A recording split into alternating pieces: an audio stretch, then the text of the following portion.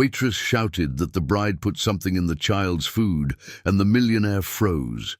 Shocking secrets came to light, and their lives changed forever. A story of protection and paternal love that will touch your heart. Subscribe to the channel, leave a like, and comment on where you're watching from. The warm air of December hung over the West Village like a heavy blanket, carrying with it the unmistakable aroma of rain approaching. At the rustic table, the open windows allowed the evening breeze to circulate among the rustic wooden tables, blending with the tempting smell of baked beans and BBQ ribs. It was a busy Thursday, and Sarah Johnson adjusted her apron for the 100th time that night, her brown eyes automatically scanning the room for any table that needed attention. Sarah was 34 years old and had been working in that cozy corner of the village for 3 years. Her brown hair was always tied up in a practical bun, with a few rebellious strands escaping during the constant movement between tables. She had developed an almost supernatural ability to read people. She knew when a couple was arguing by the way they avoided eye contact, when someone was celebrating by their upright posture and genuine smiles, and when a child wasn't feeling well by how they distractedly played with their food. "Sarah, table 7 is asking for more bread rolls," shouted Mr. Johnson from the kitchen, his hoarse voice echoing over the noise of dishes and conversations. "I'll be right there," she replied, but her eyes remained fixed on the corner table, where an elegant man was dining with an impeccably dressed blonde woman and a boy of about 8 years old. The man was clearly successful, the Rolex watch on his wrist, and the perfectly tailored suit left no doubt. But there was something in his dark eyes that caught Sarah's attention, a mix of fatigue and constant worry, as if he carried an invisible weight on his broad shoulders. His graying hair at the temples and the small wrinkles around his eyes suggested someone who had faced responsibilities from a very young age. "Dad, can I order dessert?" asked the boy, his thin voice cutting through the murmur of the restaurant. "Of course, Jake. You finished all your food," replied the man, and Sarah noticed how his face completely softened when speaking to his son. "How about a chocolate mousse?" The woman next to him, whom Sarah presumed to be the girlfriend or fiancée by the discreet ring sparkling on her finger, smiled in a way that didn't reach her blue eyes. She was beautiful, no doubt, with the kind of beauty that seemed straight out of a magazine, perfectly styled blonde hair, flawless makeup even after hours of the day, and a dress that cost more than Sarah earned in 3 months. "How about a smaller sweet, dear?"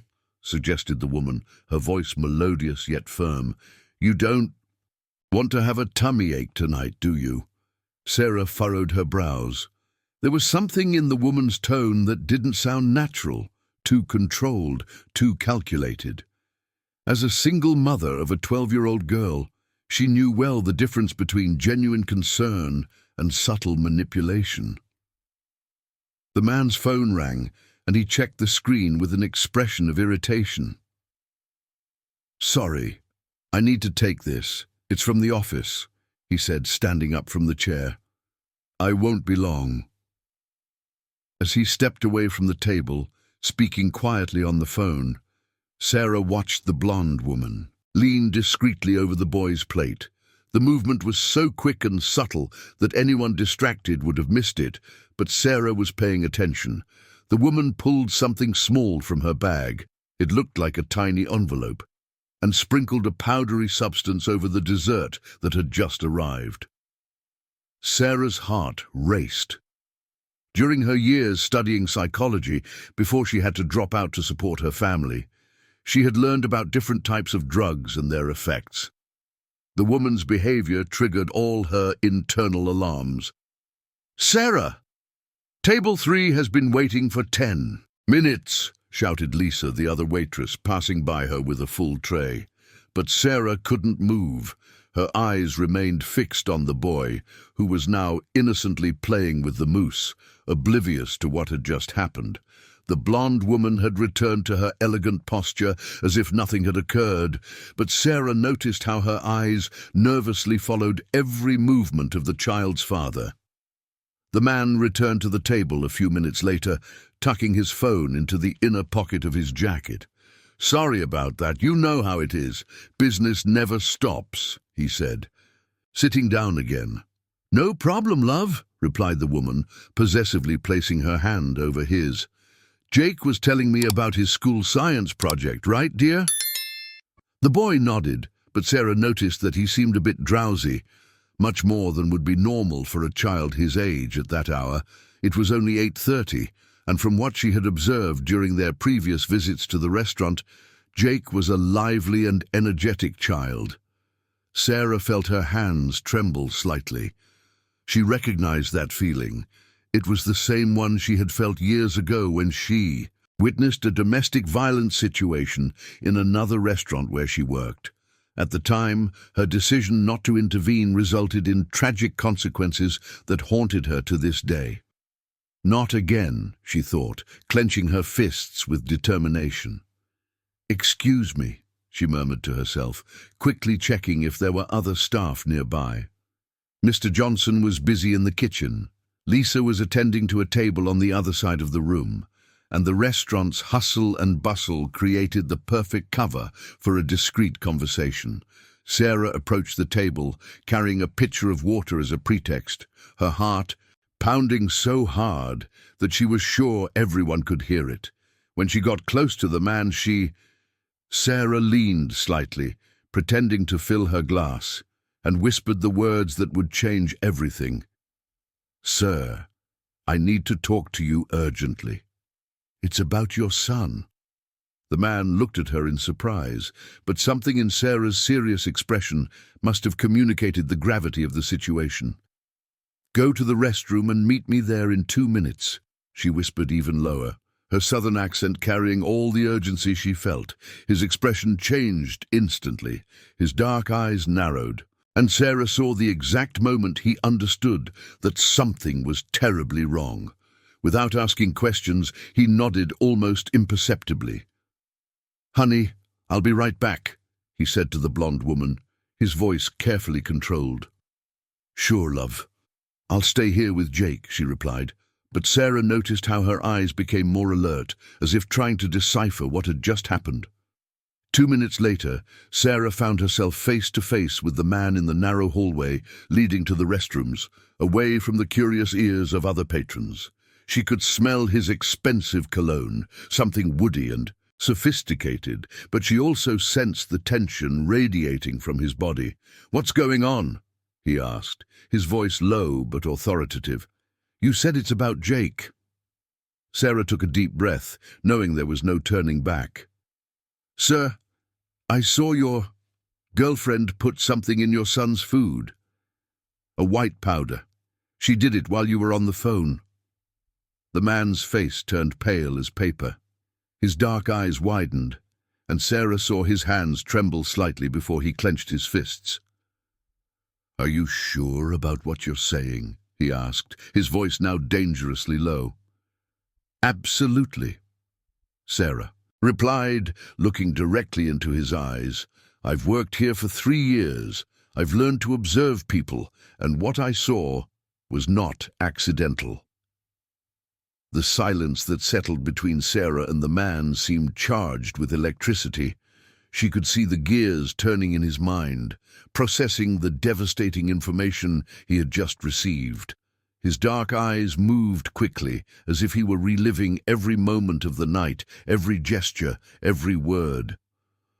"My name is David Miller," he said finally, extending his hand automatically, as if the formality could bring some control to a situation that was slipping through his fingers.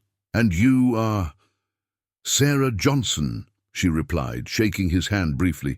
She noticed it was cold and trembling slightly. "Mr. Miller, you need to act quickly. Your son has already eaten part of the dessert." David ran a hand through his hair, messing up his impeccable hairstyle for the first time that night. "What kind of powder?" he asked, his voice now that of a businessman used to making quick decisions in crisis situations. Can you describe it? It was white. Very fine. She took it out of a small envelope, Sarah explained, gesturing nervously. By the amount. And the way she looked around before doing it, Mr. Miller, it didn't seem like sugar or sweetener. David's face hardened, and Sarah saw a complete transformation in his expression. The kind and attentive man she had observed with his son gave way to someone much more dangerous, a calculating predator who had just discovered a threat to what he loved most in the world. Emily has been with me for 8 months, he said, more to himself than to Sarah. I met her at a charity event. She seemed too perfect, actually.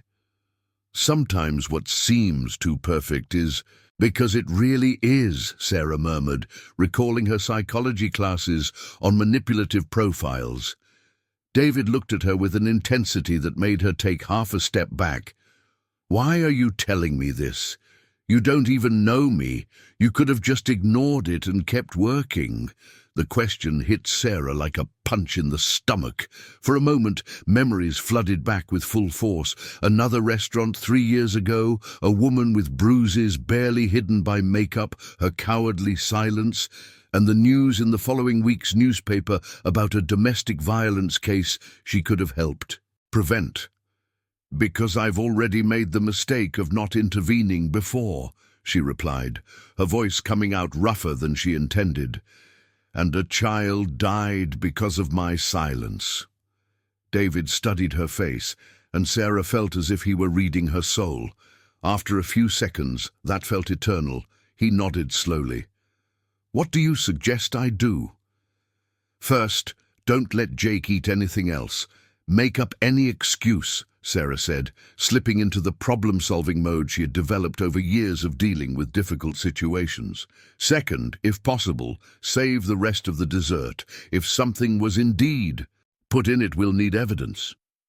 And then you need to find out who Emily really is, because a woman who drugs a child isn't doing it on impulse.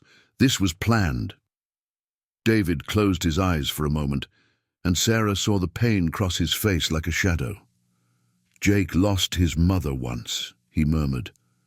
She went to study medicine in France 2 years ago. She said she would come back, but the calls became less frequent, then stopped completely. Are you raising him alone? Since then, yes. And it's been hard, very hard. When I met Emily, I thought Jake would finally have a mother figure again.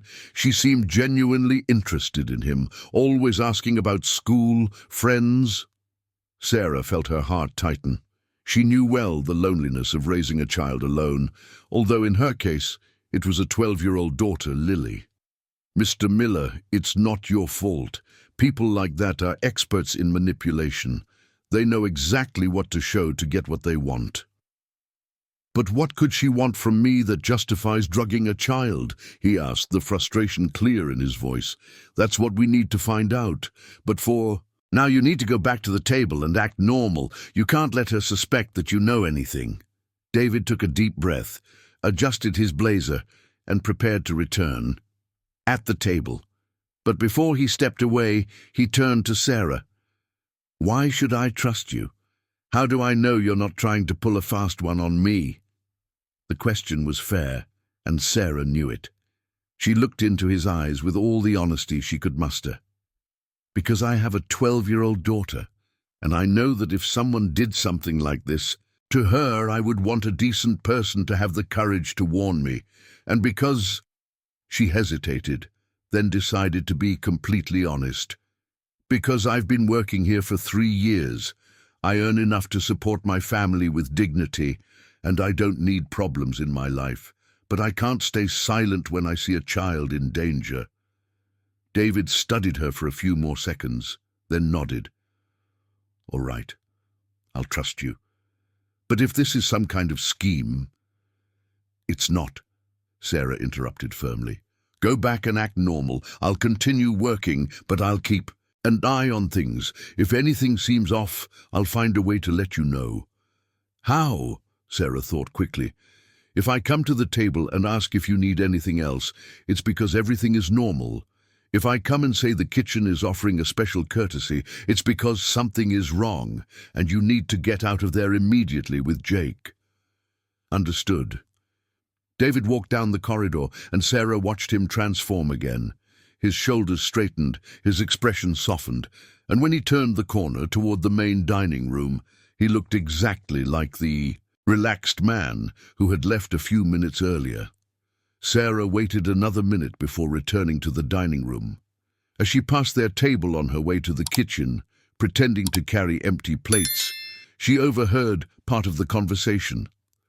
"Took you long enough, love," Emily said, her melodious voice carrying an almost imperceptible note of irritation. "I ran into an acquaintance in the restroom. You know how it is. We ended up talking business," David replied smoothly, sitting down and immediately pulling Jake closer. "How's dessert, champ?" "It's good, Dad, but I'm sleepy," Jake murmured, his words slightly slurred. Sarah felt a chill run down her spine. Whatever drug it was already taking effect. "That's strange," Emily said, but Sarah detected a note of satisfaction in her voice. "He usually stays up much later." "Yeah, it is strange," David agreed, but Sarah noticed the tension in his voice. "Maybe it's best if we head home early today." "Oh, no." "I wanted to stay a little longer," Emily protested, placing her hand on David's arm. "How about we order some coffee? Jake can rest a bit here in the chair." "Actually, I think it's better if we—" "Don't take him home," David insisted, his voice becoming firmer. "When he gets this sleepy, it's best to get him to bed right away." Sarah stepped away from the table, but continued to discreetly observe while organizing napkins at a nearby station. She saw Emily argue for a few more minutes, always trying to convince David to stay longer, always insisting that Jake could sleep right there.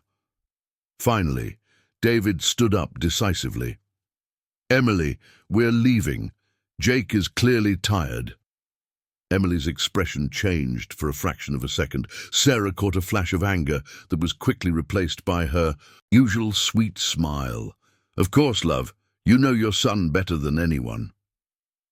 As David helped Jake put on his coat, Sarah noticed that the boy was visibly slower in his movements, his heavy eyelids struggling to stay open. When they headed to the register to pay the bill, David made eye contact with Sarah for a brief moment. In that look, she saw gratitude, determination, and something else that made her swallow hard. A silent promise that he would find out the truth, no matter the cost. After they left, Sarah continued working, but her mind was completely focused on what had just happened. She had changed the course of 3 people's lives in one night, and she still had no idea what consequences this decision would bring to her own life. The next morning, Sarah woke up before the alarm went off, as always happened when some worry weighed on her mind. The 2-bedroom apartment in West Village was still quiet. Lily wouldn't wake up for another hour to get ready for school. Sarah made coffee in silence, but her hands trembled slightly as she held the cup, reliving the events of the previous night. Chitty. She made the right decision. The question had been hammering in her head since she got home. During her years working at the rustic table, Sarah had learned to keep a low profile, to not get involved in the personal dramas of customers. But something about that child's vulnerability had activated all her maternal instincts. "Mom, are you okay?" Lily appeared in the kitchen, already dressed for school, her brown hair like her mother's pulled back in a messy ponytail. At 12, she had developed a keen intuition for sensing when Sarah was worried.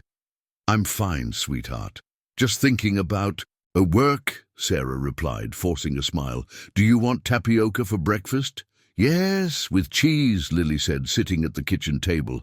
"Mom, do you remember that time you told me about having to tell a teacher that I was being hurt by the neighbor's son?" Sarah stopped stirring the tapioca batter, surprised by the question. "I remember. Why?"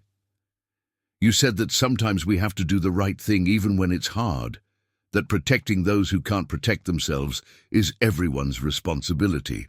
The simple wisdom of her daughter hit Sarah like a lightning bolt. She turned and hugged Lily tightly. "You're right, my daughter. You're absolutely right." At the restaurant, the lunch rush was intense when Sarah saw David walk in alone. It was 12:30, peak time, but she immediately noticed the tension in his shoulders and the worry etched on his face. He sat at a discreet table in the corner, the same one where he had dined the night before. Sarah waited a few minutes, attending to other tables before approaching him. When she got close, she saw that he had deep bags under his eyes and seemed to have aged 10 years since the previous night. "Good afternoon, Mr. Miller," she said, maintaining a professional tone. "Are you having lunch alone today?" "Yes, and I need to talk to you," he replied in a low voice, quickly glancing around to make sure no one was listening. "You were right, about everything." Sarah felt her stomach tighten. "Is Jake okay?" "He is, thanks to you, but—" David hesitated, running his hands through his hair. "Things are more complicated than I imagined." "What did you find out?" David looked around again, then leaned forward, lowering his voice even more. "I took Jake straight to the hospital. After we left here, they did blood tests. There was zolpidem in his system, a strong sleeping medication for a child." Sarah briefly closed her eyes, feeling a mix of relief for having acted correctly and horror at the confirmation of her suspicions. "And Emily?" "I confronted her this morning. At first she denied everything, said I was being paranoid." David rested his elbows on the table, looking exhausted. "But when I showed her the test results, she completely changed. It was as if a mask had fallen off." "What did she say?" "That she was being paid to spy on me. A competing company wanted information about my real estate projects. The plan was to gain my trust, marry me, and have access to my files and documents." Sarah felt a wave of anger wash over her. The coldness required to use a child as a tool was something beyond her comprehension. And the medication in Jake? It was to make him sleep deeply so she could go through my documents at home without being seen.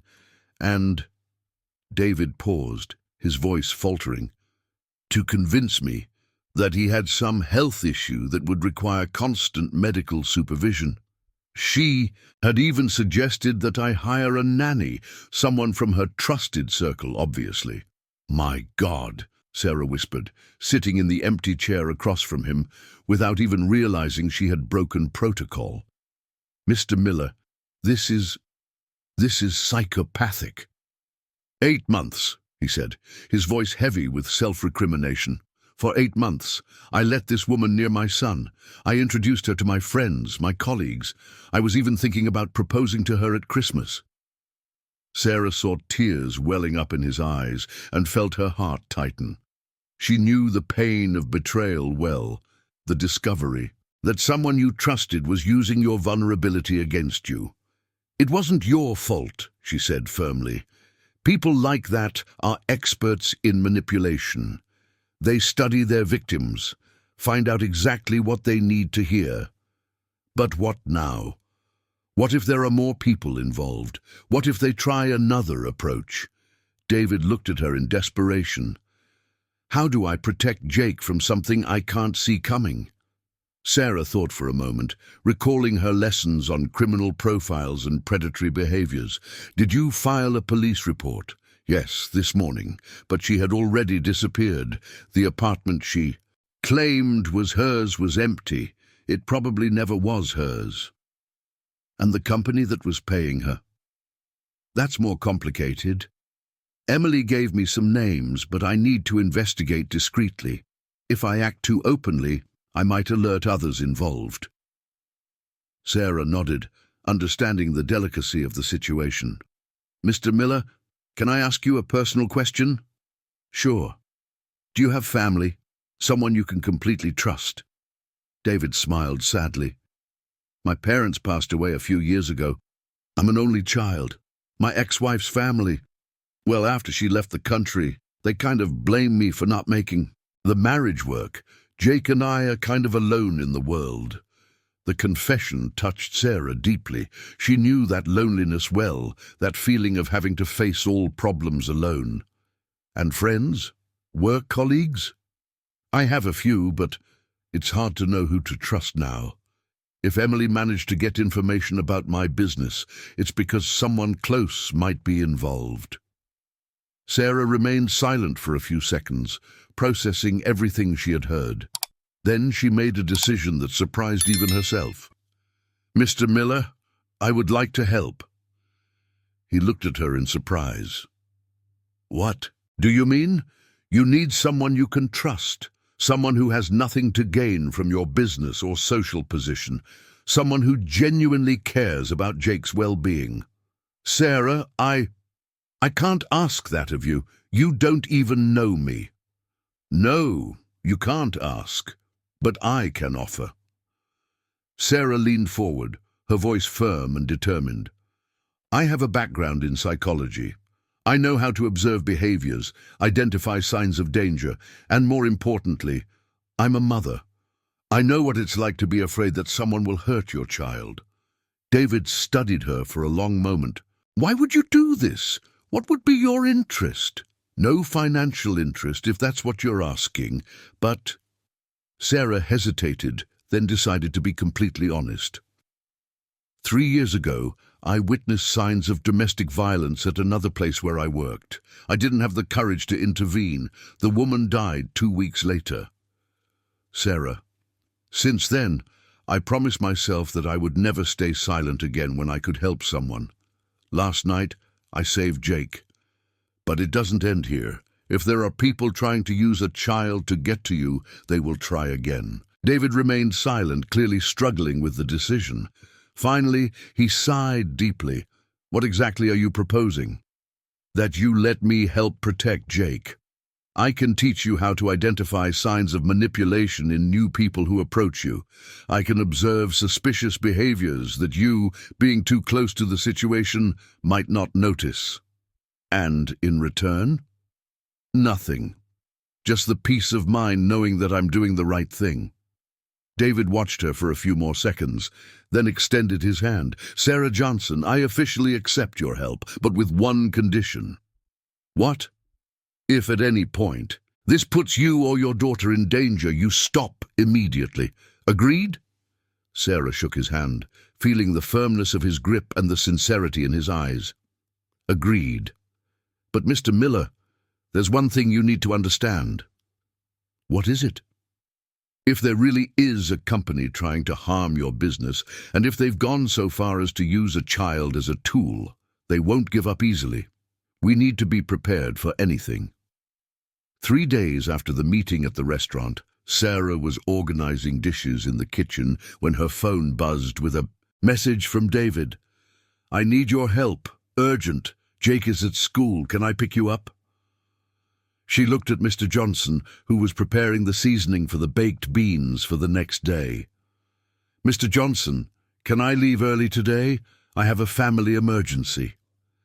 The 60-year-old man, who had treated her like a daughter since she started working there, nodded without asking questions. "Go ahead, girl. Lisa can handle the rest of the shift."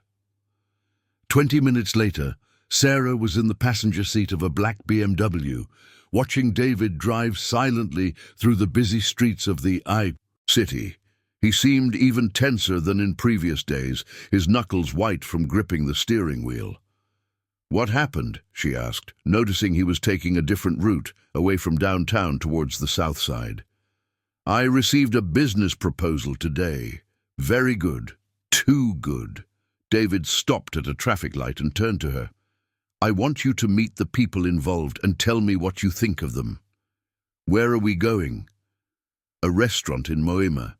They've scheduled a business lunch to officially present the proposal." Sarah felt a knot in her stomach. "Mr. Miller, wouldn't it be better to bring a partner, someone who understands your business?"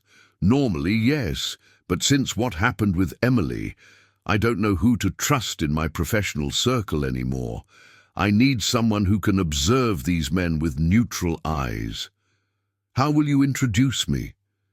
David hesitated for a moment. As my human resources consultant, you have a background in psychology. It's a lie that could work. The restaurant Terrere was one of those upscale places where a meal cost more than Sarah earned in a week. The atmosphere was elegant, yet discreet, with well-spaced tables that allowed for private conversations. David was greeted by the maître with the deference reserved for important clients. "Mr. Miller, your table is ready.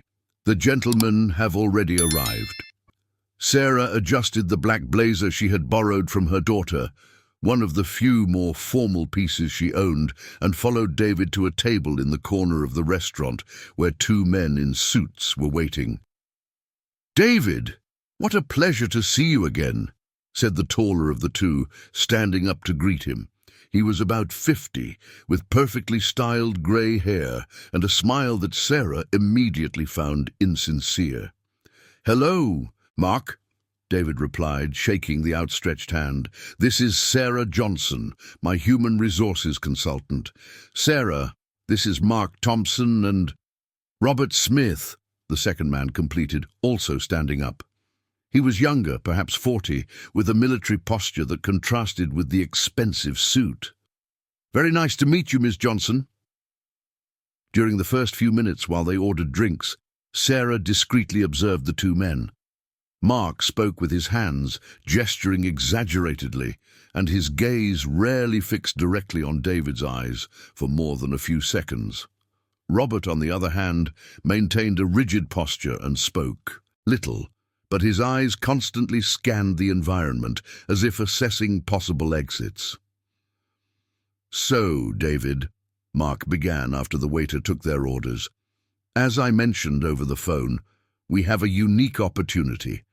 An international consortium is interested in investing in sustainable real estate projects in Brazil." "What kind of projects specifically?" David asked, assuming his role as an interested businessman. "High-end residential complexes with environmental certification. They have capital for projects of up to 200 million reais," Robert replied, pulling a leather folder from the bag beside his chair. Sarah noticed how he opened the folder so that only David could see the contents, positioning it in a way that excluded her from the conversation. It was a subtle but revealing move.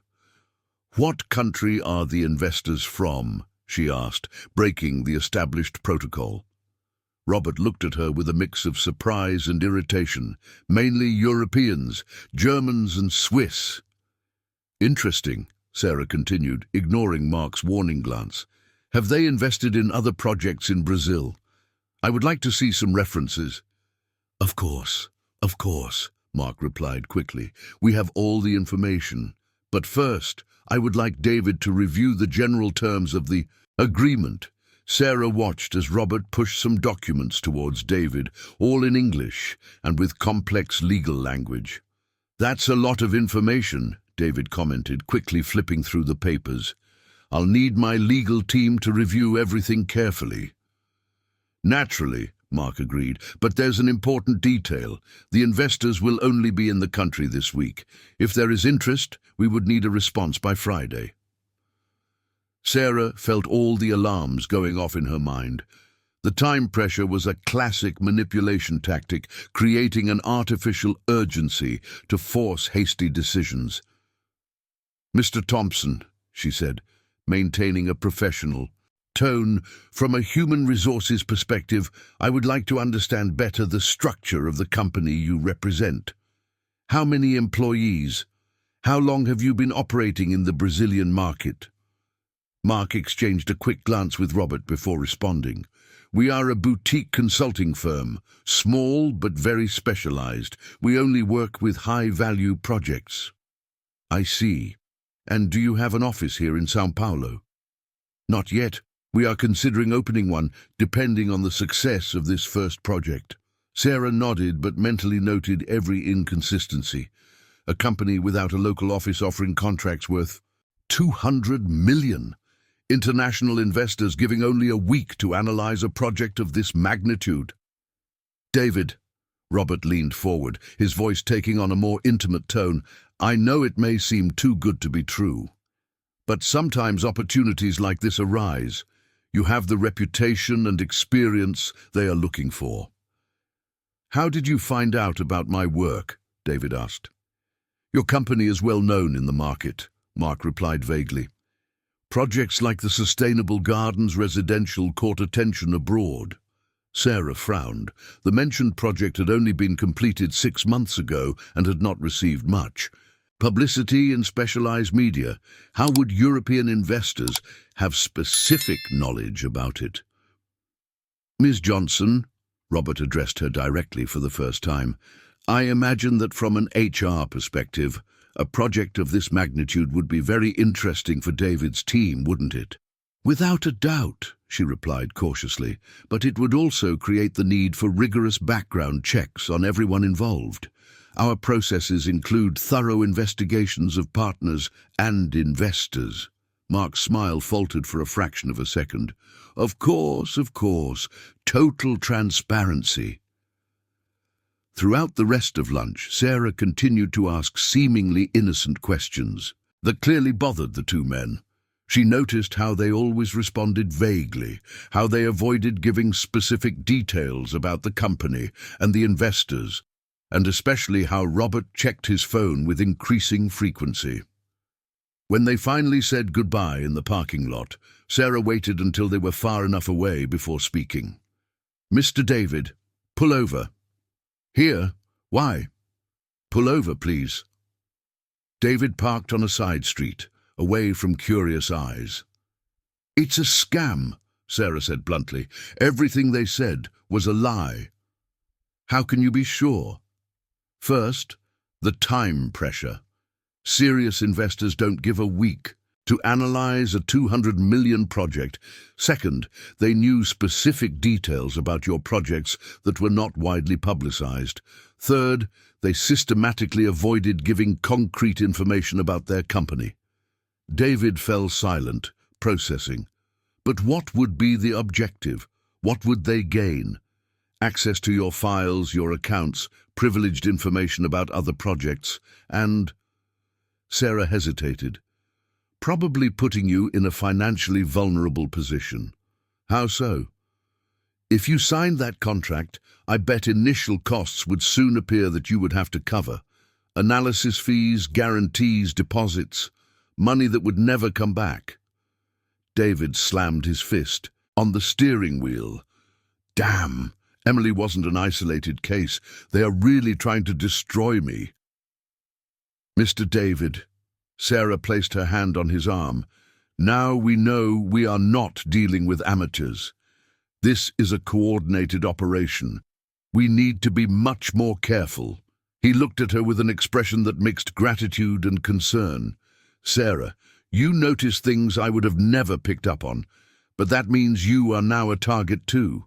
If they find out you are helping me... Leave that to me, she replied with more confidence than she truly felt. But we need to understand one thing.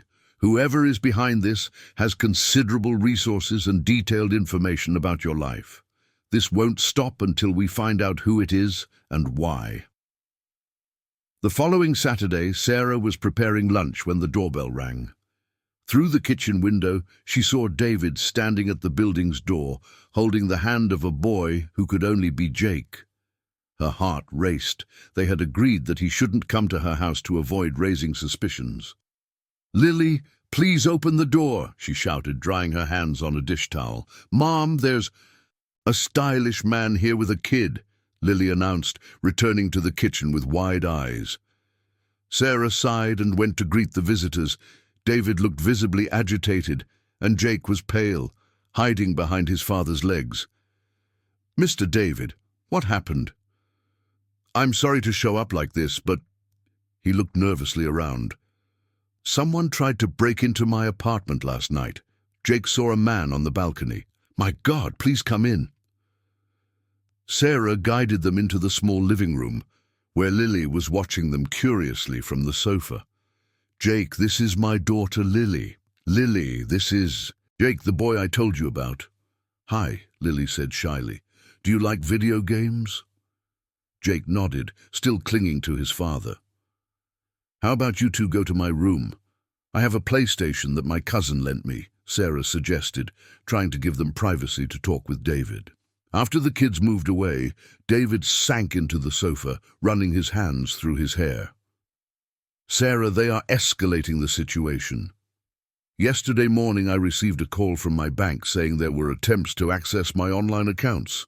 In the afternoon, my secretary told me that a man impersonated a tax auditor and tried to get information about the company. And the break-in? Jake woke up to get water around 2 in the morning and saw a shadow on the balcony. I live on the 12th floor, Sarah. It's impossible to get up there without professional equipment. Sarah felt a chill in her stomach. The situation was spiraling completely out of control. Did you call the police? I did, but they didn't find anything. Without physical evidence, they can't do much beyond filing a report. And where did you sleep? In a hotel, but I can't keep running forever. Jake has school, a routine, and I have a company to run. Sarah was silent for a moment, thinking about the options. Then, an idea popped into her mind. Mr. David, what do you know about the competing companies? Who would have the motivation and resources to do something like this? I have some suspicions. There are 3 major construction companies in New York that have lost contracts to my company in the last 2 years. But setting up an operation like this, he shook his head, that requires connections, money, specialized people. What are those companies? Murrumbee Construction, Alphaville Group, and David hesitated, Mendonca and Sons. Why did you hesitate on that one? Last, because John Miller was my partner for 10 years. We had a complicated separation. Complicated how? David stood up and walked to the window, observing the quiet street of Maplewood. I found out he was paying bribes to secure contracts with the city. When I confronted him, he said that's how business works, that I was naive. I threatened to expose everything. And what happened? He offered me a considerable sum to keep quiet and leave the partnership. I accepted because I had a small child and didn't want to get involved in scandals. Sarah turned to face him. Mr. David, did you keep any evidence of the irregularities? Some documents, emails. Why? Because if he's behind this, it's not just a matter of competition, it's fear. Fear that you might decide to use that evidence against him. David's expression changed completely. Are you suggesting that he might be trying to destroy you financially and professionally before you have a chance to destroy him? It's a preemptive strategy. At that moment, the sound of children's laughter came from the room, and both Sarah and David involuntarily smiled. At least Lily is having fun, she commented. She likes you, David said softly. She's been talking about the aunt from the restaurant since that night. It's the first time in months I've seen her relaxed in the presence of an adult woman. Sarah felt her heart tighten. The child's trust was something precious and fragile. And the ex-wife? Can't she help at all? David's face closed off. Isabella has been in France for 2 years. The calls have become increasingly rare. The last time we spoke, 6 months ago, she said she had met someone there and might not come back. Does Lily know? She suspects. She's a smart kid. That's why I'm even more worried. First, she loses her mother little by little. Then she's almost poisoned by the woman I thought would be a new maternal figure for her. Sarah stepped closer and lightly touched his arm. Mr. David, Lily is lucky to have a father who cares so much. Many children don't even have that. Sometimes I feel like I'm not enough, that she needs a maternal figure, family stability. Stability doesn't come from having 2 parents.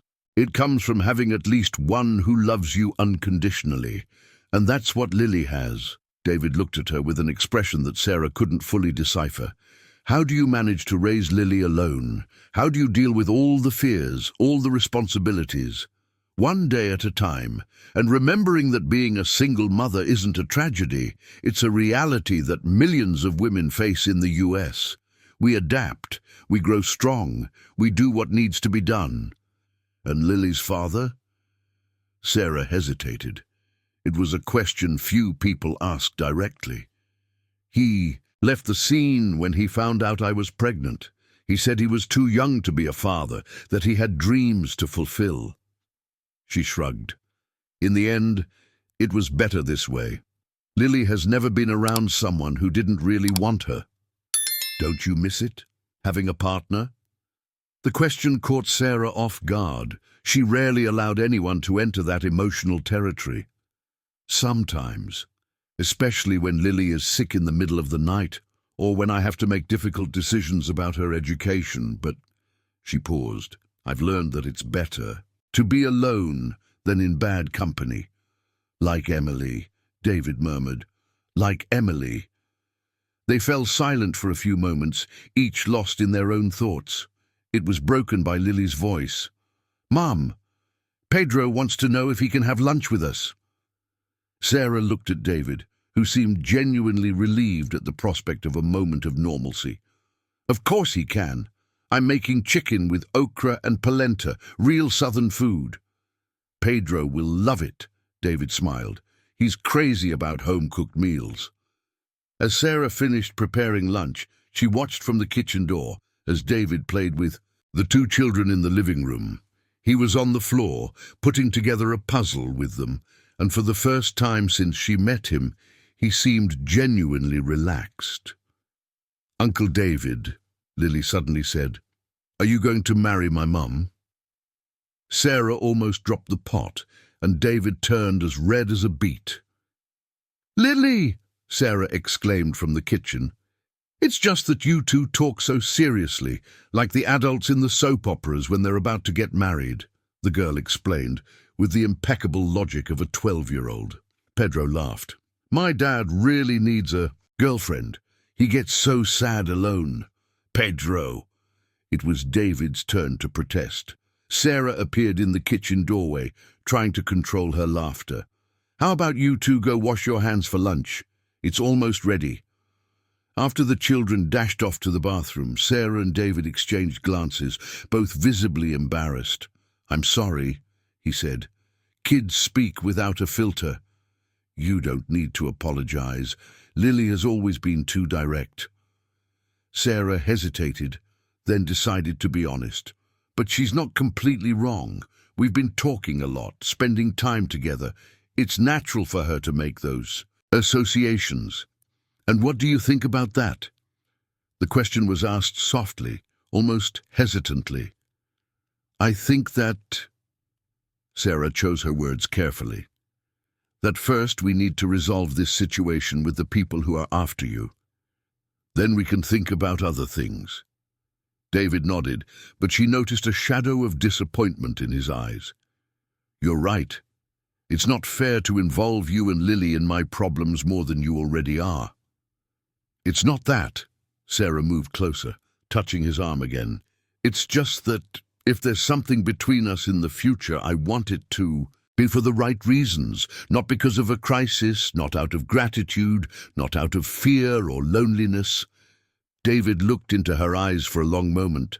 And what would the right reasons be? Before Sarah could answer, the children came rushing back, and the moment was lost. But throughout the lunch, she felt the weight of that unanswered question lingering between them, mixed with the aroma of chicken with okra and the innocent laughter of children. The following Monday, Sarah was in the middle of her morning shift when her cell phone rang with a call from an unknown number. Normally, she wouldn't answer during work hours, but something compelled her to take the call. Sarah Johnson. The voice on the other end was female, polite, but with a tone that immediately put her on alert. Yes, who is speaking? My name is Dr. Patricia Miller.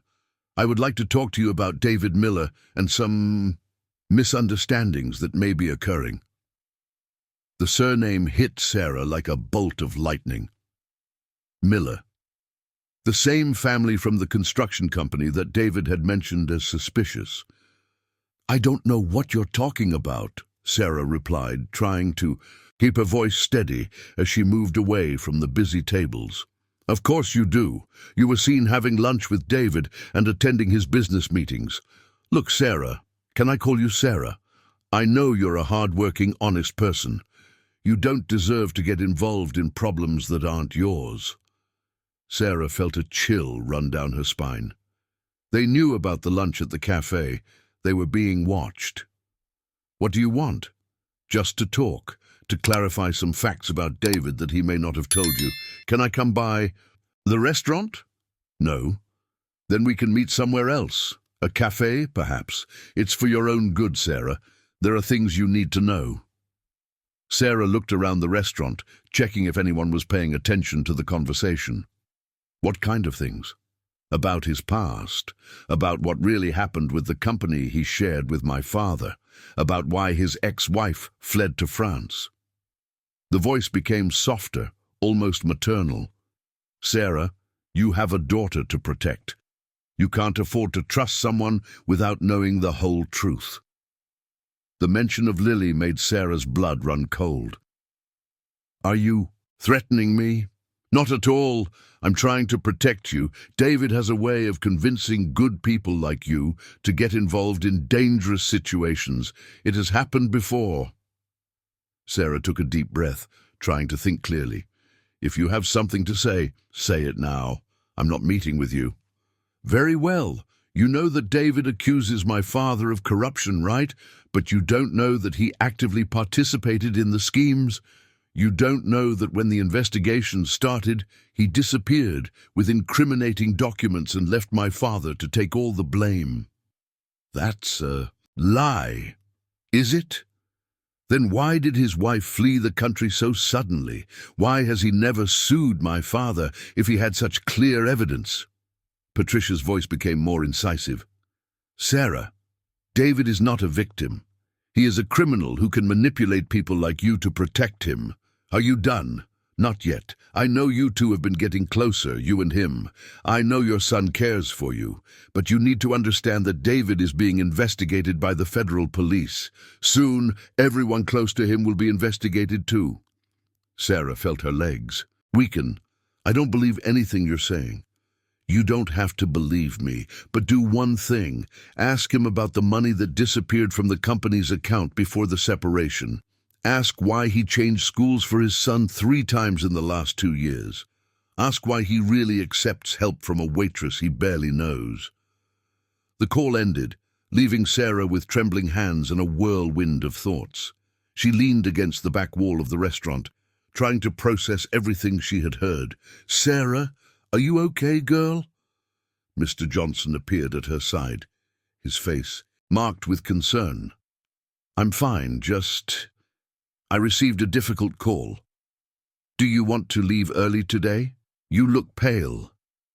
Sarah shook her head, trying to compose herself. "No, I'll stay. I need to work." But throughout the rest of the day, Patricia's words echoed in her mind. What if she was right? What if David was really manipulating her? The whole situation felt too surreal. A millionaire businessman asking for help from a waitress. Why not turn to professionals? At 6 in the evening, while changing clothes in the locker room, her phone rang again. This time, it was David. "Sarah, can we meet? I need to tell you something important." The coincidence made her even more nervous. "What kind of thing?" "I found out who is behind everything, but I can't talk over the phone." "Mr. Miller, She hesitated. "I received a call today from someone named Dr. Patricia Miller." The silence on the other end of the line was long and revealing. "What did she say?" "A lot of things. Some that left me confused about this whole situation." "Sarah, please, meet me at the cafe on the corner of your work in half an hour. I'll explain everything. And Jake? He's with a babysitter we hired, a trustworthy lady I've known for years." Sarah sighed, knowing she wouldn't be able to relax without hearing his side of the story. Okay, half an hour. The neighborhood cafe was a small, cozy place that Sarah had frequented since moving to Maplewood. When she arrived, David was already sitting at a table in the back, and she immediately noticed that he seemed to have aged years since the last time they met. "Thank you for coming," he said as she sat down. "I know Patricia must have planted doubts about me in your mind. So it's true, about the corruption." David closed his eyes for a moment. It's not. It's complicated." "Explain." "When I discovered John Miller's schemes, I did participate in some meetings where illegal payments were discussed, but I never agreed. I never actively participated." He looked directly into her eyes. "Sarah, I was trying to gather evidence to expose him." "And why didn't you?" "Did he?" "Because he found out and threatened me." "How?" David hesitated, clearly struggling with painful memories. "He said that if I reported him, he would make sure Jake had an accident." Not in those words, but the message was clear. Sarah felt a chill in her stomach. "And Isabella? Why did she leave?" "Because she started receiving anonymous threats, photos of her leaving work, from Jake's school. John wanted to make sure my whole family understood the message." "My God!" Isabella panicked. She said she couldn't live in fear anymore, that she wanted to start a new life away from all this. I encouraged her to go. I thought it would be safer for her." Sarah processed the information, trying to separate the facts from the emotions. "And the money that disappeared from the company?" David looked at her in surprise. "How do you know about that?" "Patricia mentioned it." "Oh." He sighed heavily. "It was John who took the money. He drained the joint accounts before we finalized the separation. When I found out, he said it was compensation for the inconveniences I had caused." "Why didn't you sue him?" "With what evidence? He was a partner in the company, had legal access to the accounts. And I just wanted to distance myself from all that to protect Jake." Sarah fell silent, absorbing everything. The story made sense, but there was still something that didn't fit. "Mr. David, why did John wait 2 years to start this new offensive?" "Because something changed. 3 weeks ago, the federal police reopened the investigations into corruption in the city hall. New testimonies, new evidence. John must be afraid that I'll decide to cooperate." "And will you?" David looked at her for a long moment. "It depends." "On what?" "On how much I trust that I can protect the people I care about." He leaned forward. "Sarah, these documents I've kept, they could destroy John and at least a dozen other people involved in the scheme, but using them means entering an open war. And not using them means he will keep pursuing you." "Exactly." Sarah took a sip of her coffee, trying to organize her thoughts. "What changed for you to consider using the documents now?" "You!" The answer caught her completely off guard. "What do you mean?" "Before I only had Jake to protect. I could do that by keeping my distance, avoiding problems, living a discreet life." He paused, clearly choosing his words carefully. "But now there are other people I care about, and I can't protect you if I keep living in fear." Sarah felt her heart race. The implication of what he was saying was clear. "Mr. David, Sarah, I know we started this friendship under strange circumstances. I know you just wanted to help Jake, but what I feel for you goes beyond gratitude." She opened her mouth to respond, but he continued, "And before you say anything, I want you to know, if you decide this is too risky, that you want to distance yourself from all this confusion, I will completely understand. I will be forever grateful for what you've already done, but I won't blame you if you want to stop here."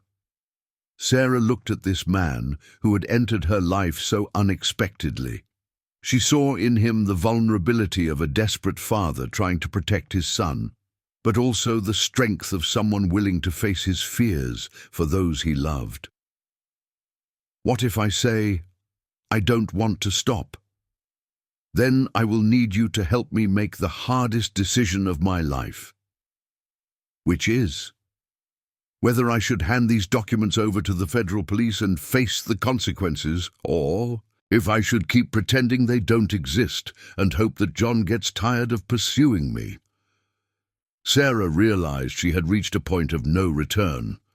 Whatever her answer was, it would change not only David and Jake's lives, but also hers and Lily's. She took a deep breath, thinking of the girl who had raised her, the strong woman she had become, and all the moments she had chosen courage over fear. Then let's talk about this evidence and about how to protect our children while doing the right thing. On Thursday night, Sarah had been nervous since she woke up. David had scheduled a meeting at her house to show the documents he had kept for 2 years, and she knew that night would change everything. Lily was at her grandmother's house. Sarah had made up an excuse about having to work late, and the silent apartment amplified every beat of her racing heart. When the doorbell rang at exactly 8 o'clock, she took a deep breath before opening the door. David was there with a brown leather folder under his arm and an expression that mixed determination and fear. "Is Jake okay?" was her first question. "He's with Mrs. Johnson, the babysitter. He'll sleep there tonight." David entered and looked around the apartment. "Nice here. Cozy." "Thank you. Would you like coffee? Water?" "Coffee would be good." As Sarah prepared the coffee in the kitchen, she watched him settle at the dining table, meticulously organizing the documents. There was something almost ritualistic about the way he handled the papers, as if each one carried the weight of destroyed lives and impossible choices. "These documents," he said when she returned with 2 cups, "represent 2 years of my life that I would rather forget." Sarah sat down next to him, noticing how his hands trembled slightly as he flipped through the papers. "What exactly do you have here?" "Fraudulent contracts, emails about bribery payments, spreadsheets showing how the money was laundered through shell companies." David pointed to different documents, and worst of all, a list with the names of everyone involved, from city councillors to public prosecutors. Sarah picked up one of the spreadsheets, studying the numbers. Even without fully understanding the financial part, it was obvious that this was a massive scheme. "How much money are we talking about?" "In the last 5 years that I've documented, approximately $50 million in inflated contracts and bribes." "My God." Sarah. She dropped the paper, suddenly feeling small in the face of those overwhelming numbers. "And John was at the center of all this?" "He was coordinating it, but there were others. There are still others involved, powerful people with political connections." David pointed to a list of names. "Look who was receiving regular payments." Sarah read the names, recognizing some from scandals reported in the newspapers.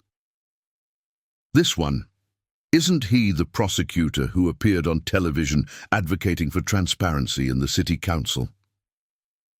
"The same. And this," David pointed to another name, "is the current city works secretary." "Do they know you have this information?" "John knows, and he probably suspects that I have evidence, but he doesn't know exactly what I have or where it's hidden." Sarah stood up and began to pace the room, trying to process the enormity of the situation. "David, if you hand this over to the authorities, it won't just be John coming after you. It'll be everyone on this list." "I know." "And if you don't hand it over, John will continue escalating the attacks. The invasion of my apartment was just the beginning." David gathered some papers, his voice growing more tense. "Sarah, on Monday, he sent someone to follow Jake from school to Mrs. Carter's house." Sarah's blood ran cold. "How did you know?" "Jake told me that a man in a black car stayed on the same street as them, stopping whenever they stopped, Mrs. Carter noticed too. "And you didn't tell me before? Because I didn't want to scare you more than you already were." David walked over to where she was. "But now I can't protect Jake without making a definitive decision." Sarah looked into his eyes, seeing the anguish of a father who felt cornered. "And what is your inclination? What is your heart telling you to do?" David hesitated, running his hand through his hair. "My heart wants to protect Jake above all else, but my conscience can't bear knowing that these men are stealing public money that should go to hospitals, schools, daycares. And me? Where do I fit into this?" The question slipped out before Sarah could reprimand herself. David looked at her with an expression she couldn't fully decipher. "You gave me something I didn't have 2 years ago." "What?" "Courage, and the certainty that I'm not alone in this fight." They fell silent for a few moments, the weight of the decision hanging between them like a dense cloud. "David," Sarah finally said, "if we decide to do this, we need to have a plan. We can't just show up at the federal police and hand over the documents." "What do you mean?" "First, we need to ensure the children's safety. Second, you'll need legal protection. Third, we need to make sure this evidence reaches the right people, not someone who might be involved in the scheme." David nodded slowly. "Have you thought all this through?" "I've spent the last 3 days thinking about it. If we're going to do it, we need to do it right." Sarah sat back down next to him. "I have a college friend who works as a federal prosecutor. I can discreetly talk to her, gauge what the process would be." "And the kids? Jake and Lily will need to leave New York for a while. I have family in rural Pennsylvania. My aunt has a secluded farm there, safe and secure." "Sarah," David took her hands, David took her, "suggesting that your daughter be ripped from her life because of my problems." "No, I'm suggesting that we protect our children while doing what's right." She squeezed his hands back. "Lily already knows something is going on. Kids can sense when adults are worried. And how long would this process take? From what I've read about similar cases, between 3 and 6 months for the initial phase of the investigations."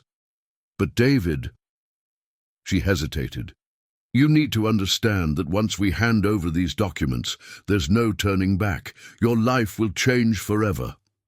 "Our life," he gently corrected. "Our." David leaned forward, resting his elbows on his knees. "Sarah, what I feel for you didn't arise because of this crisis. It arose despite it. You are the most courageous, principled, and caring woman I've ever met.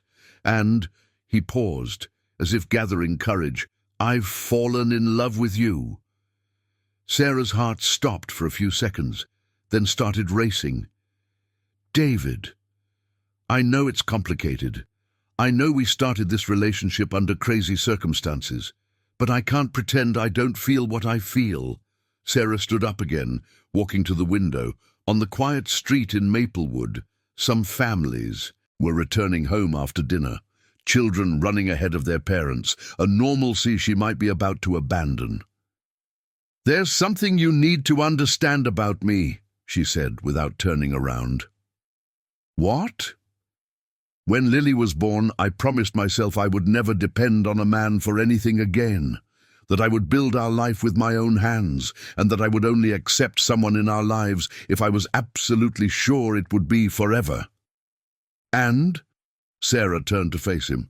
"And now I'm here, considering putting my daughter at risk, changing our entire life for a man I've known for less than a month." David stood up and walked over to her. "Sarah, I don't want you to do anything for me. I want you to do it for the person you are, for the woman who can't stay silent when she sees injustice. And what if everything goes wrong? What if they manage to harm us in some way? Then we'll face it together. You, me, Jake, and Lily, like a family." The word family echoed in the silence of the apartment. Sarah looked at this man who had entered her life so turbulently, who had trusted her with what he held most precious, his son's life, who was willing to risk everything to do what was right. David, if we do this, if we actually hand over these documents, do you understand it won't just be about justice? It will be about us too, about the kind of people we want to be, the kind of family we want to build. I understand. And are you sure this is what you want, even knowing our lives will be turned upside down? David leaned in closer, gently touching her face. Sarah Johnson, I'm sure of two things, that I want to do what is right and that I want to do it by your side. Sarah closed her eyes, feeling the weight of the decision she was about to make. When she opened them again, there was a new determination in her gaze. Then let's call my friend the prosecutor, and afterward we will talk to the kids, because if we are going to do this, we will do it as a real family. On Friday morning, Sarah was more nervous than she had ever been in her life. She had called her friend Fernanda Smith, a federal prosecutor, who had agreed to meet discreetly during lunch.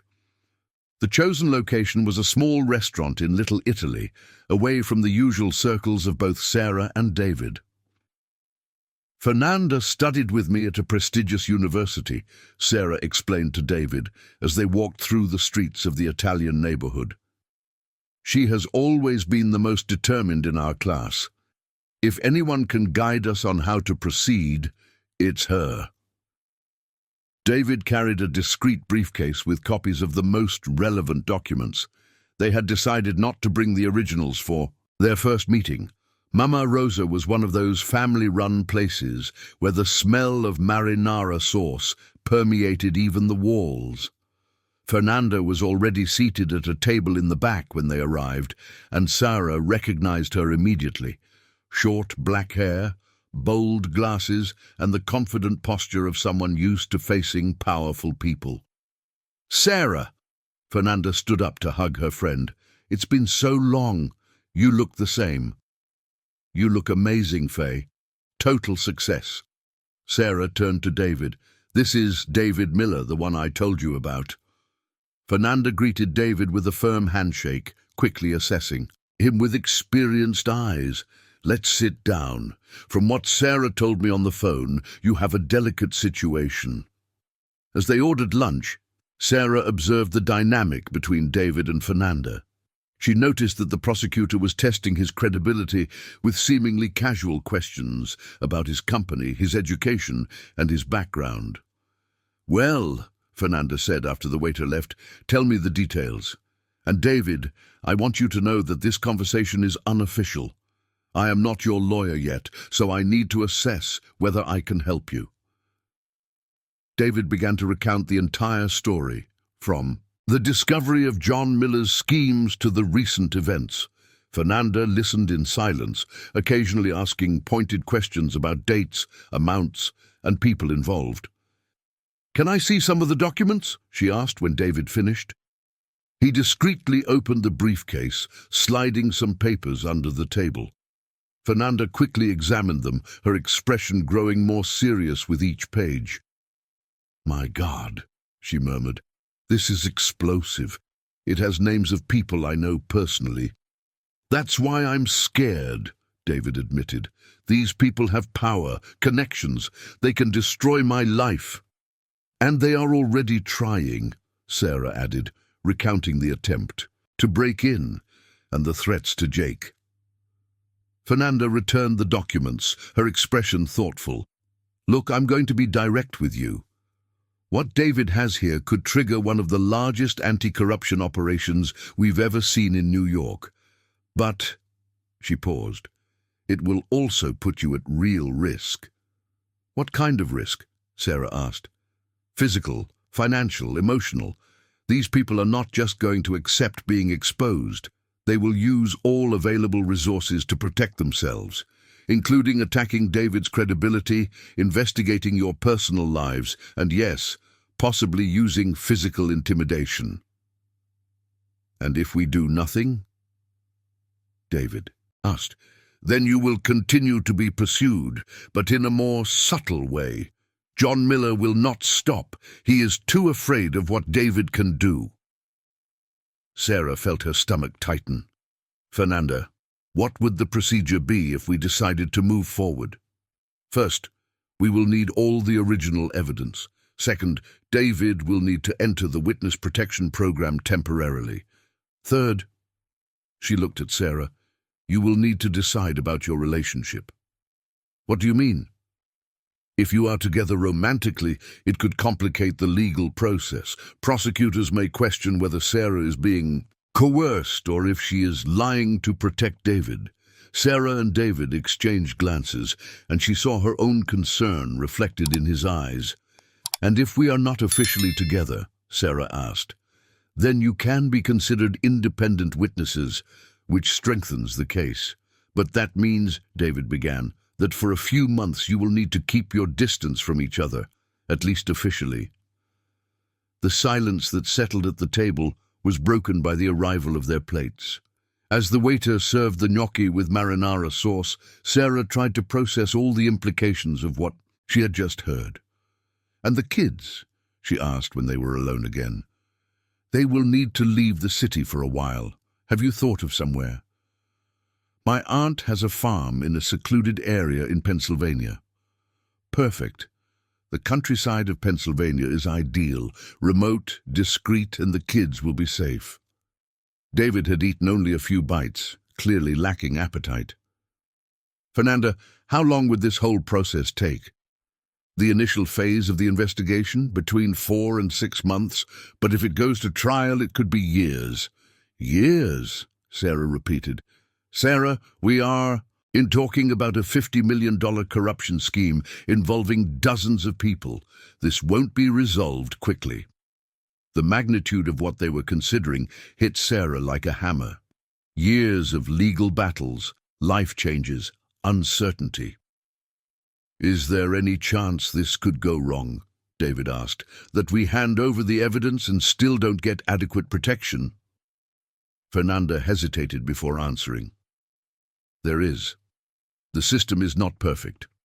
But given the quality of the evidence you have, and considering that the previous anti-corruption operation set important precedents for witness protection, I believe the chances of success are high." "You believe, but you don't. Are you sure?" Sarah observed. "No one can be absolutely sure in this kind of situation."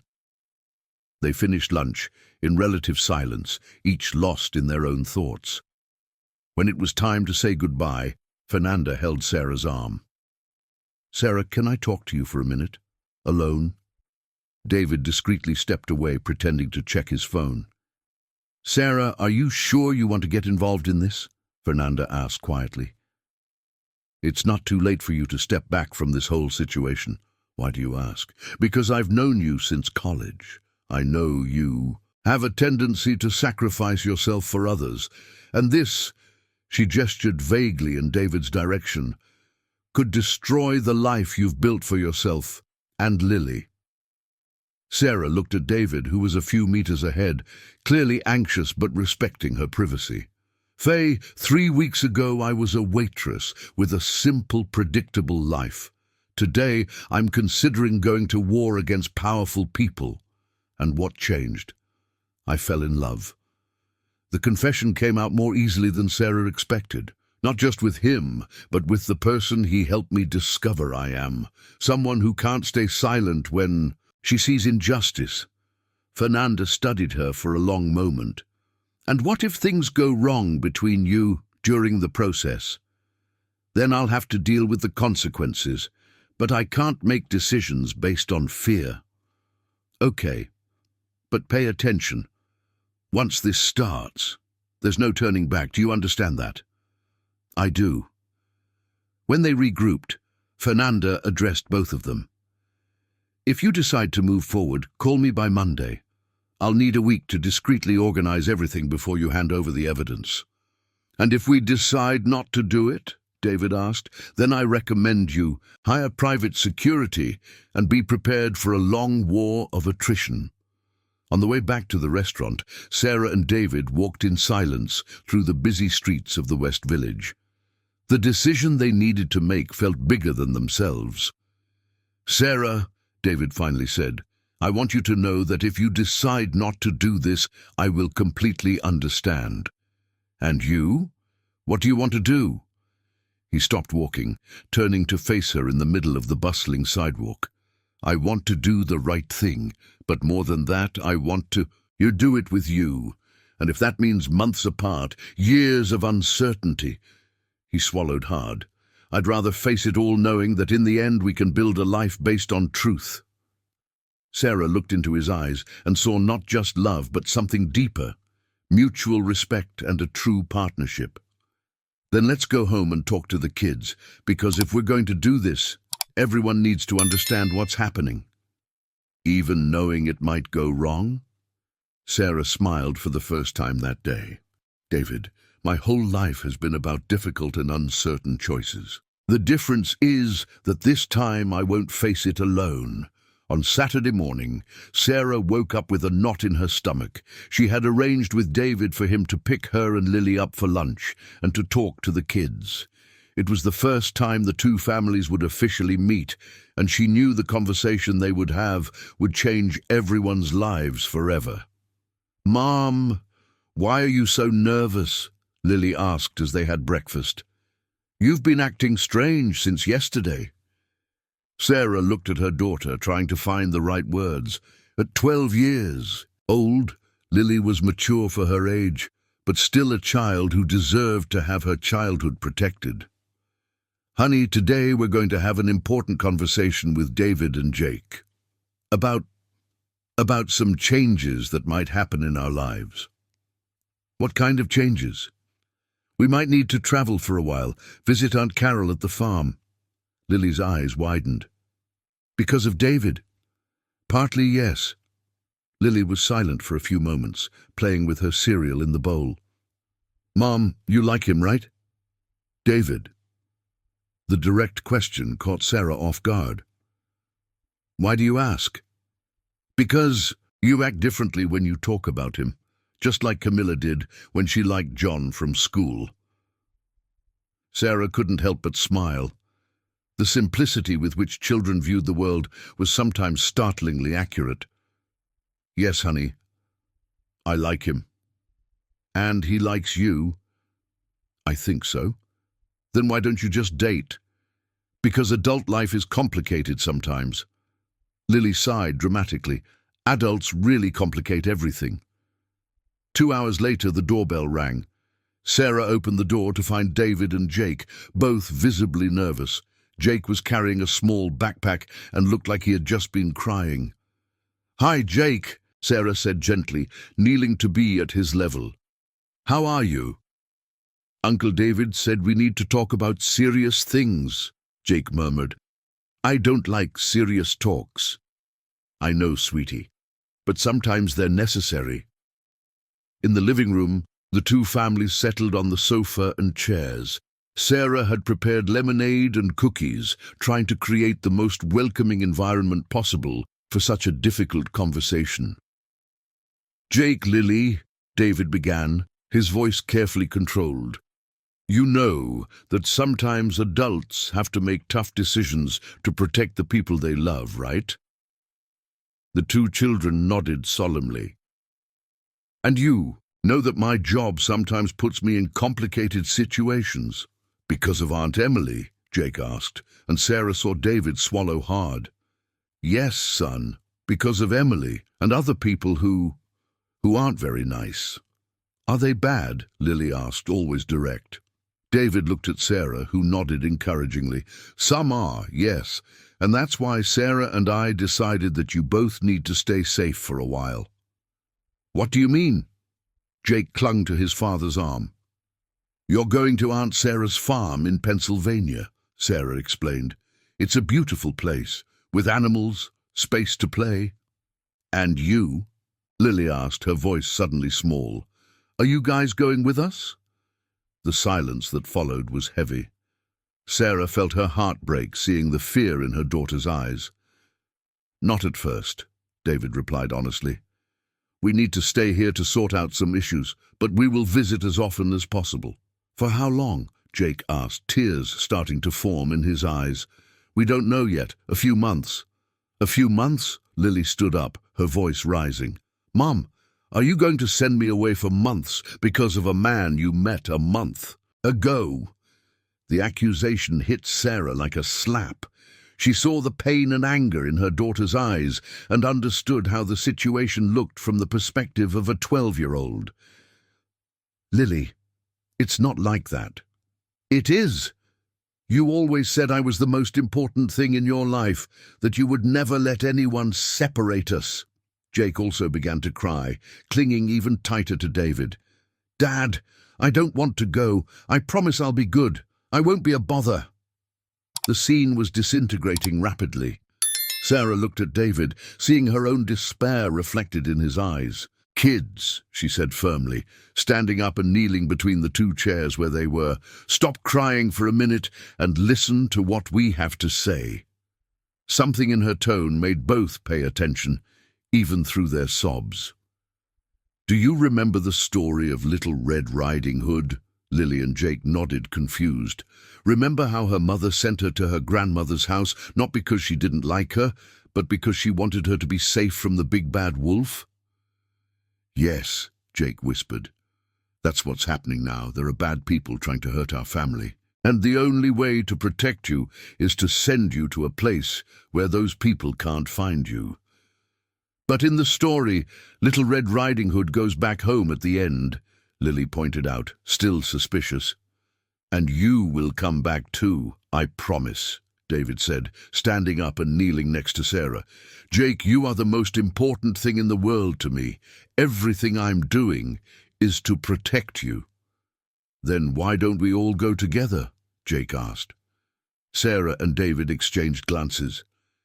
They had rehearsed this part of the conversation. "Because if we all go together, the bad people might follow us and find out where you are," Sarah explained. "But if we stay here, they will keep watching us and won't notice where you went." "It's like a game of hide and seek?" Lily asked, starting to understand.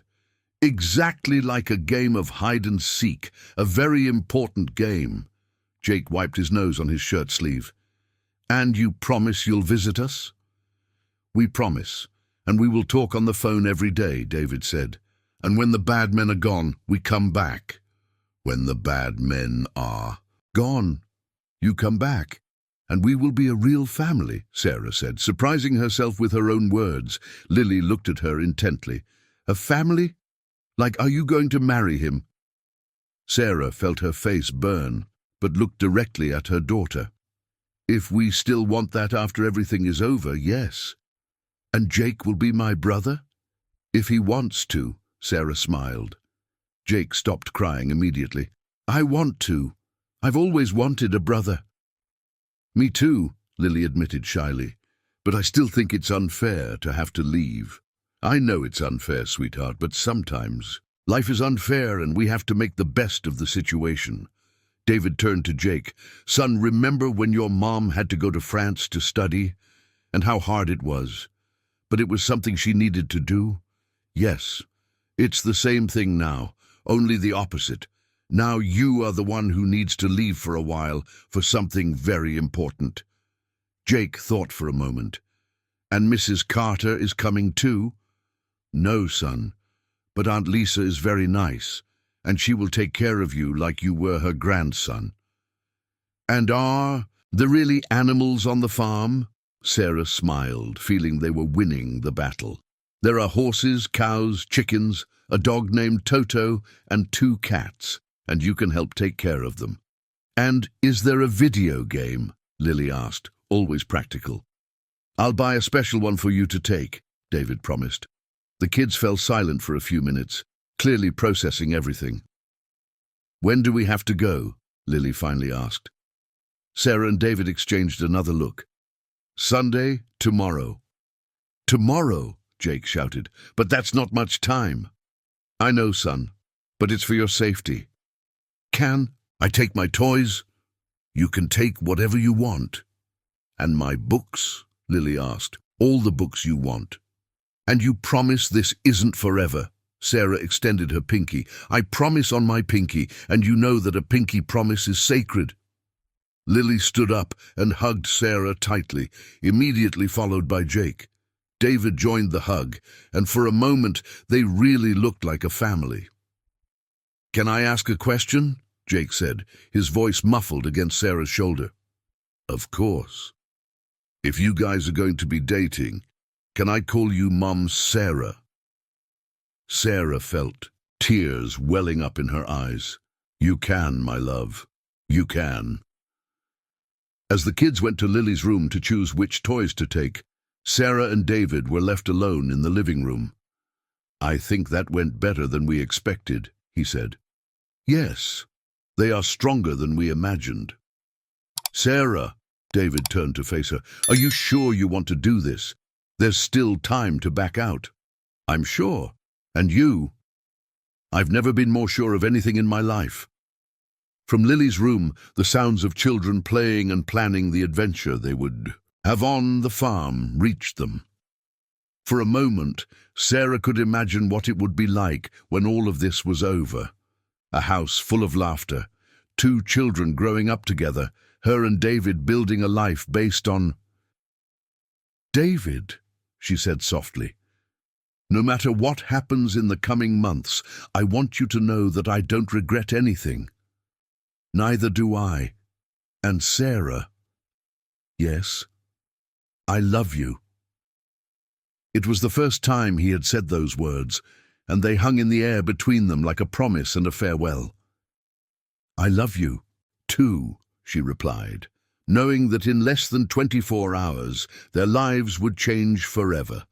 6 months later, Sarah was standing on the porch of the house that David had rented in a discreet neighborhood in Pennsylvania, watching the garden where Jake and Lily played with Toto, the dog they had brought from Aunt Faye's farm. The autumn in Pennsylvania painted the trees in golden hues, and for the first time in a long time, she could breathe without feeling the weight of anxiety in her chest. "Mommy Sarah!" Jake shouted from the garden. "Look at the trick I taught. Toto!" Sarah smiled, waving at him. In the last 3 months, since the kids returned from Pennsylvania, Jake had officially become her heart's son. The adjustment hadn't been without challenges. There were nights of nightmares, days of tantrums, and moments when he cried for his biological mother, who remained in France. But gradually, a loving and stable routine had established itself among the 4. "Sarah, where did you leave the school documents?" David appeared at the porch door, carrying a folder. Even after all the stress of the past months, he seemed lighter, more at peace with himself. "In the desk drawer, the enrollment or the transfer documents?" "Enrollment. I want to make sure everything is right before Monday." The following Monday, Jake and Lily would start at a new private school in the area. It was part of the fresh start they were all building. A new home, new neighbors, a new life away from the ghosts of the past. The process with the Federal Bureau of Investigation had been long and exhausting, but ultimately successful. John Miller and 16 others were arrested as a result of David's testimony and the evidence he provided. The Foundation, Operation, as it was dubbed by the press, became one of the largest corruption investigations in the construction industry in New York. "Dad, can we have a barbecue today?" Lily shouted from the garden, interrupting Sarah's thoughts. It was impressive how she had adapted to calling David Dad with the naturalness of a biological daughter. "Of course, Princess, but first you have to finish your homework." "We already finished," Jake protested, running toward the porch. "Lily helped me with math, and I helped her with science." Sarah and David exchanged an amused glance. The academic partnership between the kids had been one of the most unexpected and rewarding developments of the past months. "Is Aunt Faye coming for dinner tonight?" David asked, approaching Sarah and wrapping his arms around her waist from behind. "At 7, and she's bringing a surprise." "What kind of surprise?" "I don't know. She just said it was something we would really like to know." Faye had become a constant presence in their lives throughout the legal process. More than just the prosecutor responsible for the case, she had become a true friend, offering emotional support in the toughest moments and celebrating every victory alongside them. At exactly 7 o'clock, the doorbell rang. Sarah went to answer, finding Faye at the door with a radiant smile and a bottle of champagne in hand. "Faye, champagne? What are we celebrating?" "Several things," Faye replied mysteriously, entering and greeting everyone with warm kisses. "But first, where are my heart's godchildren?" Jake and Lily ran to hug her. During their time at the farm, Faye had visited several times, and the kids had developed a special affection for her, who always brought gifts and funny stories from work. "Aunt Faye," Lily exclaimed, "did you see our new house?" "I did. It's beautiful. Did you like the new room?" "It's the best room in the world," Jake said excitedly. "There's a window that looks out to the tree, and sometimes squirrels come by." During dinner, a homemade lasagna that had become Sarah's specialty, Faye shared the latest developments in the case. John Miller was sentenced to 12 years in prison. He will serve at least 8 before having a chance for parole. "And the others?" David asked. "Several have been sentenced as well. The prosecutor you identified received 15 years. The Secretary of Works was dismissed and is being investigated for other crimes." Sarah felt a deep sense of satisfaction. All the suffering, all the fear, all the sacrifice had been worth it. "But that's not the only reason I brought champagne," Faye continued, her eyes sparkling. "I have 2 very good pieces of news for you." "What are they?" Lily asked, always curious. "First piece of news. The Federal Bureau of Investigation has officially lifted your special protection. This means there are no more risks and you are completely free to live your lives normally." David squeezed Sarah's hand under the table. It was the news they had been waiting for months. "And the second piece of news?" Sarah asked. "The second piece of news," Faye paused dramatically, "is that you will receive financial compensation for the time you spent under protection and for the damages suffered." "Compensation?" David frowned. "The government created a fund to compensate witnesses who collaborated with investigations of significant public relevance. In your case, well, let's just say it's a considerable amount." "How much?" Sarah asked, almost whispering. $500,000 for each of you." The silence that followed was broken by Lily. "Is that a lot of money?" Sarah laughed, tears of relief beginning to form in her eyes. "Yes, sweetheart, it's a lot of money." "Enough to buy a bigger house?" Jake asked hopefully.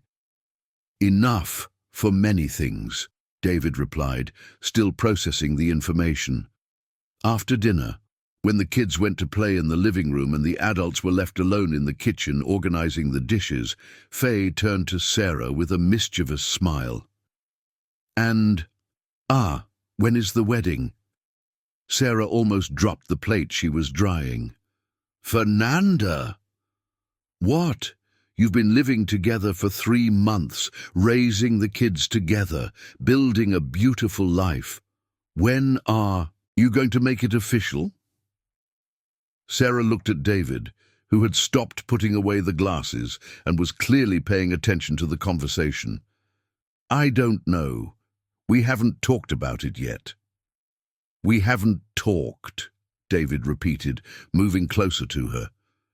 "Sarah, I've been thinking about this every day for weeks." "Really? Really? In fact," he took a deep breath, "I was waiting for the right moment to bring it up." Fernanda crossed her arms, clearly pleased with herself. "Well, it seems my work here is done. I'll take the kids outside to play so you two can talk." After Fernanda left, Sarah and David found themselves alone in the kitchen, suddenly shy like teenagers. "Sarah," David began, "these last few months have been the best and hardest of my life. The best, because I've discovered what it's like to have a real family. Hard, because—" He paused. "Because every night I lie next to you, knowing that you could have chosen a much easier life." "David, let me finish," he smiled. "You could have chosen an easier life, but you chose to be with me, to face all of this with me, to raise our kids with me. And he swallowed hard. "I want to spend the rest of my life giving back for that choice." Sarah felt her heart race. "What are you trying to say?" "I'm trying to say that I want to marry you. That I want to officially adopt Lily, and that I want you to adopt Jake. I want us to be a legal family, officially, forever." Tears streamed down Sarah's face. She thought of the impossible journey that had brought her here. From a single waitress at the rustic table to a passionate woman building a family in a house in a quiet suburb in Pennsylvania. "Sarah," David looked clearly nervous, "you're not saying anything." "It's just—" She wiped her tears. "It's just that for all those years raising Lily alone, I thought family was about blood, or at least about legal papers. But I've learned that family is about choice. It's about people who choose to love and protect each other every day. And yes, David Miller, I want to marry you." He kissed her right there in the kitchen, surrounded by the dinner dishes and the remnants of lasagna, while laughter from Lily and Jake playing, with Fernanda floated in from the garden. "Ew!" Lily shouted from the kitchen door. "They're kissing!" "Finally!" Jake cheered. "Now we can be real siblings." Fernanda appeared behind the kids with a satisfied smile. "Can I assume there was a successful marriage proposal?" "You can," Sarah laughed, still in David's arms. "Great, because I brought this too." Fernanda pulled out a small box from her bag, "from David, who asked me to keep it until the right moment." David took the box, knelt right there on the kitchen floor, and opened it, revealing a simple yet elegant ring. "Sarah Johnson, will you marry me? Officially this time?" Sarah looked around, at the kids smiling in the doorway, at Fernanda with tears in her eyes, at this man kneeling on the floor of her kitchen, at the impossible and perfect life they had built together. "I do. 1,000 times I do." Jake and Lily ran to join the collective hug that formed on the kitchen floor, while Buddy barked happily from the garden. "When will the wedding be?" Lily asked, always practical. "Whenever you want," David replied, placing the ring on Sarah's finger.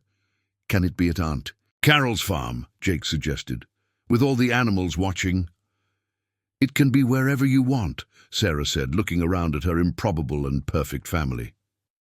"And can I be the maid of honor?" Fernanda asked. "Of course! And best man," Lily said. "Everyone will have a special role." As the kids ran outside to share the news with Buddy, and Fernanda went to get the glasses for the champagne, Sarah and David were left alone for a moment, still sitting on the kitchen floor. "David," she said softly, "thank you." "For what?" "For showing me that courage isn't about not being afraid. It's about doing the right thing even when you're terrified. You showed me that, Sarah Johnson." "Future Sarah Miller," she corrected, admiring the ring on her hand. "Future Sarah Miller," he repeated, kissing her again. From the garden came the sounds of happy children, a playful dog, and a true friend popping champagne to celebrate. It was the sound of a family that had chosen to be a family, of a life that had been built on honesty, courage, and true love.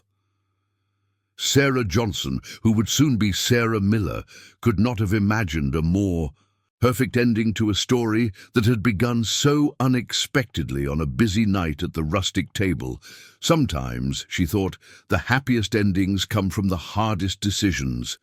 And for the first time in her adult life, Sarah was not afraid of what the future held, because no matter what came, they would face it together as a true family.